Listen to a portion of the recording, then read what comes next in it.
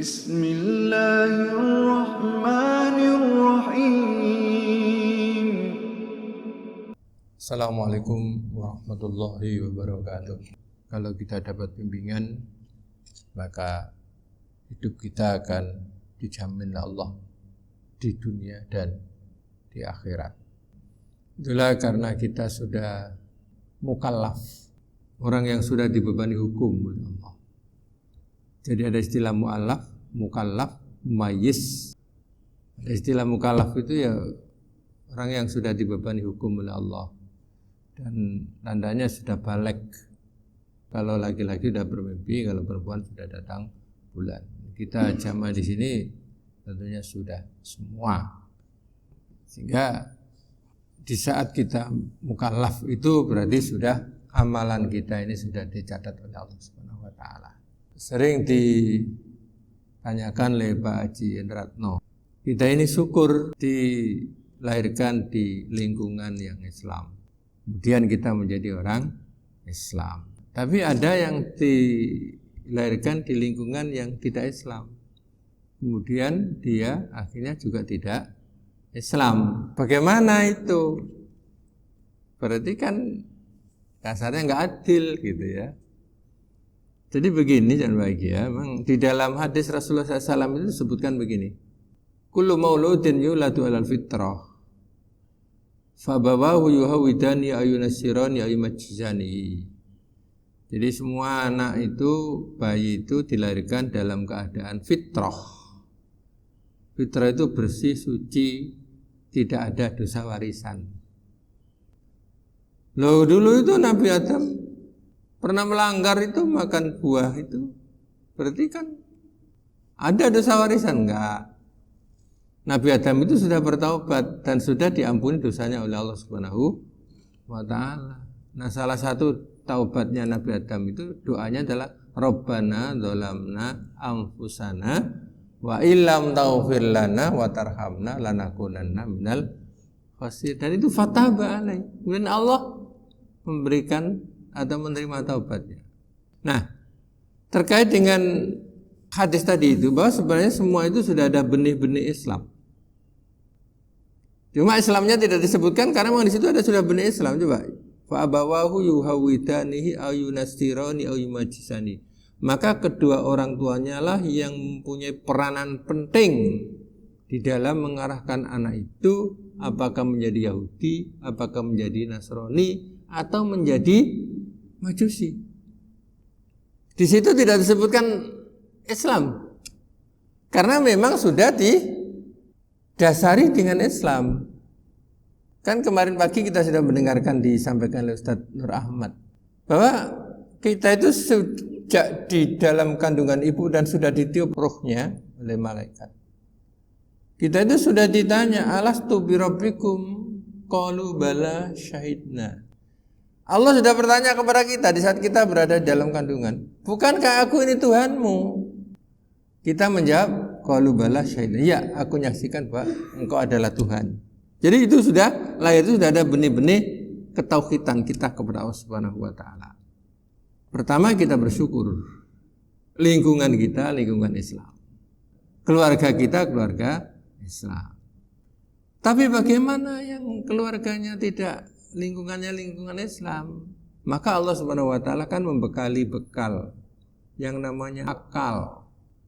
Dengan akal itulah bisa membedakan mana yang baik, mana yang enggak baik, mana yang benar, mana yang enggak benar. Makanya kalau orang Mu'tazilah yang menentukan ini akal.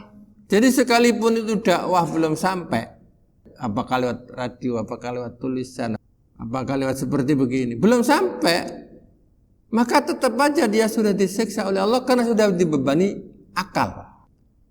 Nah bagi kita enggak, kita itu punya keyakinan bahwa kalau dakwah itu belum sampai ke mereka, apakah lewat radio belum pernah, lewat tulisan juga belum pernah, lewat ceramah juga, dan itu masih ada di daerah-daerah yang masih primitif-primitif sana. Bagaimana kondisi mereka itu? Nah, ada ayat Al-Qur'an. Apa? Wa ma kunna mu'adzibina hatta nab'atsa rasula. Kami enggak menyiksa hambaku kata Allah sebelum tak utus utusan ke sana. Artinya kami enggak menyiksa hambaku sebelum ada dakwah masuk ke sana.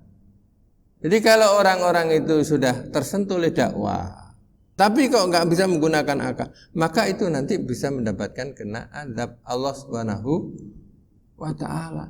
Tapi bagi yang belum, di daerah-daerah yang masih TV belum ada, kemudian dakwah belum sampai ke sana, maka berdasarkan ayat tadi itu, wa ma kunna mu'adzibina hatta nab'atsa rasulah, kami tidak menyiksa suatu kaum yang kaum itu sebelum kami utus utusan. Artinya dakwah itu belum sampai ke sana. Itu belum, enggak disiksa oleh Allah Subhanahu. Jadi lolos saja nanti. Lolos saja bagi yang mereka. Sebenarnya kita juga ada yang lebih enak daripada kita kalau kita urut-urut seperti itu. Seperti orang-orang yang di Mekah itu enak, setiap saat bisa sholat di Masjidil Haram, okay, kan? Yang dekat dengan di Madinah bisa sholat di Masjid Madinah. Yang nilainya lebih bila dibandingkan dengan sholat di masjid-masjid yang lain. Jadi kalau kita boleh-boleh iri gitu ya, wah enak ya yang di sana itu. Itulah sehingga jamaah haji, jamaah umroh itu kalau sudah ke sana itu dijanji pahala-pahala yang luar biasa dari Allah Subhanahu wa ta'ala. Jadi orang-orang yang dulu ya atau bahkan sekarang yang belum tersentuh oleh dakwah Islam, maka di statusnya adalah wa ma kunna mu'adzibina hatta nab'atsa rasula. Kami enggak menyiksa satu kaum kata Allah yang kaum itu apabila dakwah tentang Islam itu belum sampai menyentuh ke sana. Ya orang animis itu seperti itu kalau dakwah belum sampai. Tapi kalau sudah dakwah sampai, sudah dibekali oleh akal, maka di situ baru berlakulah hukum Allah Subhanahu wa ta'ala. Lah, kita ini sudah mukallaf, dakwah sudah sampai semua, bahkan setiap saat kita itu mengikuti pengajian, ilmu sudah bisa kita dapat lewat baca, lewat pengajian, lewat mendengarkan, maka segala gerak-gerik kita itu sudah dinilai oleh Allah Subhanahu wa ta'ala. Makanya setelah kita ini Islam itu harus kita itu betul-betul mengilmui tentang Islam. Karena kalau kita sudah berislam, ngaku Islam, kok gak mengilmui Islam, maka amal kita tidak diterima oleh Allah. Itulah makanya disebutkan bahwa al-ilmu qoblal qaul wal amal. Ilmu itu sebelum kita itu ngomong dan sebelum kita itu berbuat. Tanpa ilmu kita ngomong kita ngawur. Tanpa ilmu kita kemudian berbuat, maka perbuatan kita itu tidak diterima oleh Allah Subhanahu wa ta'ala. Maka pentingnya kita itu mengilmui Islam. Nah, apa yang harus kita ilmui tentang Islam? Yang pertama, jelas Islam itu adalah agama tauhid. Dan kita tahu siapa bapak tauhid? Nabi Ibrahim alaihissalam. Sehingga di Quran tadi, fattabi'u millata Ibrahim hanifa wa ma kana minal musyrikin. Ikutilah millah Ibrahim. Karena dia itu bukan termasuk yang menyekutukan Allah. Dalam sejarah, bagaimana kompetensi yang dimiliki oleh Nabi Ibrahim terkait dengan masalah akidah, masalah tauhid, luar biasa. Melihat kaumnya dan bapaknya dalam kondisi menyembah berhala, itu Nabi Ibrahim itu sudah akalnya sudah betul-betul digunakan. Loh, kok bisa patung disembah? Kok bisa yang dibuat-buat sendiri kok disembah? Sehingga Nabi Ibrahim kan menggunakan akalnya untuk mencari siapa Tuhan yang sebenarnya. Maka dalam ayat tadi saya sampaikan, wa idza qala Ibrahimu li abi azar atattakhidu asnaman aliha inni araka wa qaumaka fi dhalalin mubin. Ingat tatkala Nabi Ibrahim itu bilang sama ayahnya, wa qauma, dan kaumnya apa? Dia itu menyatakan yang hak, betul-betul dikatakan hak, yang betul-betul dikatakan betul, yang batil dikatakan batil. Sekalipun itu kepada bapaknya. Inni araka wa qaumaka fi dhalalin mubin. Bapak, engkau bapak dan kaummu bapak itu termasuk orang yang sesat yang nyata. Sehingga dalam kondisi seperti itu, kemudian di dalam ayat tadi, begitulah kami tampakkan kepada Nabi Ibrahim supaya Nabi Ibrahim menjadi orang yang yakin. Sehingga dia dalam rangka mencari Tuhan kan, falamma ra'al kaukabang qala hadza rabbi. Tatkala melihat bintang, hadza rabbi, ini Tuhanku. Falamma afala qala la uhibbul afilin. Tatkala bintang itu lenyap, la uhibbul afilin, aku enggak mau Tuhan yang bisa lenyap, bintang lenyap. Begitu juga falamma ra'al qamara bazighun qala hadza rabbi. Tatkala melihat bulan lagi yang lebih besar, hadza rabbi, ini Tuhanku. Begitu falamma afala, tatkala bulan itu juga tenggelam, qala la illam yahdini rabbi la akunanna minal qaumidz dzalimin. Tuhan, kalau engkau enggak menunjukkan siapa Tuhanku sebenarnya, aku termasuk orang-orang yang sesat. Begitu lagi belum menemukan Tuhannya, melihat matahari, falamma rasyamsa bazighatan qala hadza rabbi hadza akbar, ini Tuhanku, ini paling besar, akbar. Tapi falamma afalat, begitu dia matahari tenggelam, apa? Qala inni bari'um mimma tusyrikun. Adalah aku berlepas diri dari kaum semua yang kau sembah, aku enggak ikut-ikut. Sehingga Nabi Ibrahim bilang, inni wajjahtu wajhiya lilladzi fataras samawati wal ard wa ma ana minal musyrikin. Aku hadapkan mukaku kepada Zat pencipta langit, pencipta bumi, dan aku tidak termasuk orang-orang yang menyekutukan Allah Subhanahu wa taala. Itu mencari Tuhannya aja. Nabi Ibrahim itu beda dengan nabi-nabi yang lain. Jadi sehingga dikatakan dengan bapaknya tauhid, Abul Anbiya, bapaknya para nabi yang tadi malam sudah disampaikan. Nah, itu jadi kita ngakui bahwa agama yang kita anut ini adalah karakternya itu agama tauhid. Nah, kita itu jangan bahagia, ada pertanyaan. Kita ini, agama kita ini berdasarkan turunan ya. Jadi kita itu beragama itu jangan berdasarkan turunan, tapi berdasarkan tuntunan. Kalau kita berdasarkan turunan, maka apa yang dikatakan nenek-nenek moyang kita itu, ya itu yang kita ikuti. Tapi kalau kita itu berdasarkan tuntunan, maka tuntunan Quran dan hadis itulah yang kita ikuti. Jadi kita itu bukan berdasarkan keturunan. Ya memang bapak kita Islam. Tapi yang paling benar adalah kita itu berislam itu berdasarkan tuntunan, bukan berdasarkan keturunan. Kalau kita berdasarkan keturunan, dimungkinkan apa yang dilakukan nenek-nenek moyang kita itu salah, kemudian kita tetap mengikuti. Tapi kalau kita itu berdasarkan tuntunan, maka kita itu mana Quran merintahkan apa enggak, mana hadis merintahkan apa enggak. Jadi Nabi Ibrahim itu termasuk kompetensi dalam masalah akidah itu luar biasa. Kepercayaannya kepada Allah Subhanahu wa taala itu yang Maha Esa itu luar biasa. Sehingga beberapa ujian-ujian Nabi Ibrahim itu lulus semua. Kan di dalam Al-Qur'an itu disebutkan, wa idzibtala Ibrahim rabbahu bikalimatin fa'atammahun. Dan ingatlah tatkala Tuhannya Nabi Ibrahim itu memberikan ujian kalimat dengan berbagai ujian-ujian. Yang pertama ujian pelaksanaan ibadah haji. Yang kedua kurban, yang ketiga khitan, yang keempat adalah membina rumah tangga yang baik. 4 itu senantiasa disandarkan kepada Nabi Ibrahim sampai sekarang. Yang pertama masalah haji ya.